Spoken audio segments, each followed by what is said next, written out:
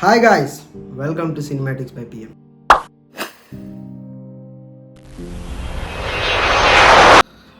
కొన్ని సినిమాలు ఉంటాయి, ఎన్నిసార్లు చూసినా రిపీట్లో చూస్తాం, మనకు అసలు బోర్ కొట్టదు. అలాంటి వాటిని మనం క్లాసిక్స్ అంటాం. తెలుగు సినిమాలో అలాంటి ఒక 10 క్లాసిక్స్ మై రికమెండేషన్.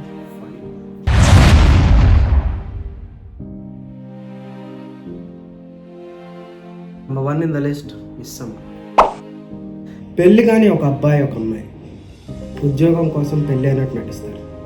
తర్వాత ఏమైంది అనేది హోల్ స్టోరీ. దీని గురించి మహానటి సినిమాలో కూడా ఒక సీన్ ఉంది. నెంబర్ 2 గుండమ్మ కథ. గుండమ్మ అనే ఆవిడ తన సవతి కూతుర్ని టార్చర్ చేస్తూ ఉంటుంది. అలాంటి వాళ్ళ లైఫ్లోకి 2 అన్న తమ్ముళ్ళు ఎంటర్ అవుతారు.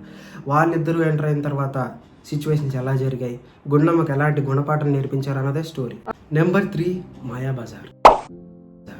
అభిమన్యుడు శశిరేఖ మధ్య ప్రేమ కథ ఏంటి, దానికోసం శ్రీకృష్ణుడు పనిన వ్యూహాలు ఏంటి, ఘటోద్గజుడు ఎలా ఎంటర్ అయ్యాడు, ఘటోద్గజుడు ఎలా ఉంటాడు, ఎలా తింటాడు, ఇలాంటి సీన్లన్నీ మనకి చాలా ఆశ్చర్యంగా అనిపిస్తాయి.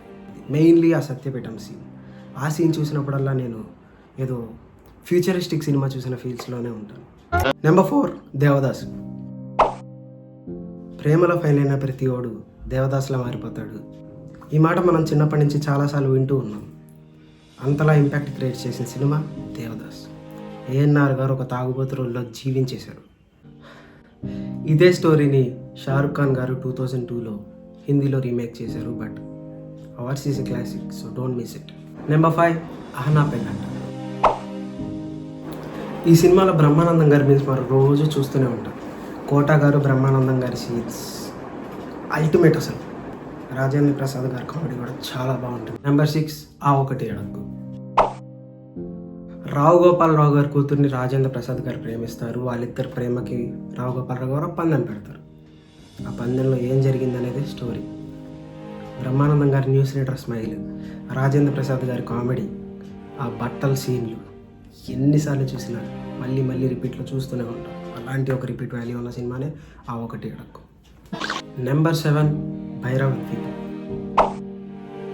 ఇప్పుడంటే బాలకృష్ణ గారు అన్ని కమర్షియల్ సినిమాలు తీస్తున్నారు, కానీ ఒకప్పుడు బాలకృష్ణ గారి సినిమా సెలక్షన్, నేను తీసిన ఎక్స్పెరిమెంట్లు, అందులో ఈ పర్టికులర్గా ఈ సినిమా, ఇందులో క్లైమాక్స్లో బాలకృష్ణ గారు ఒక కురూపిగా నటిస్తారు.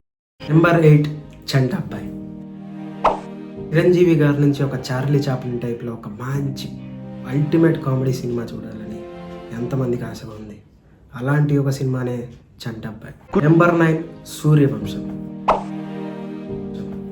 వెంకటేష్ గారు తండ్రి పాత్ర కొడుకు పాత్ర 2 పాత్రల్లోనూ జీవించేశారు.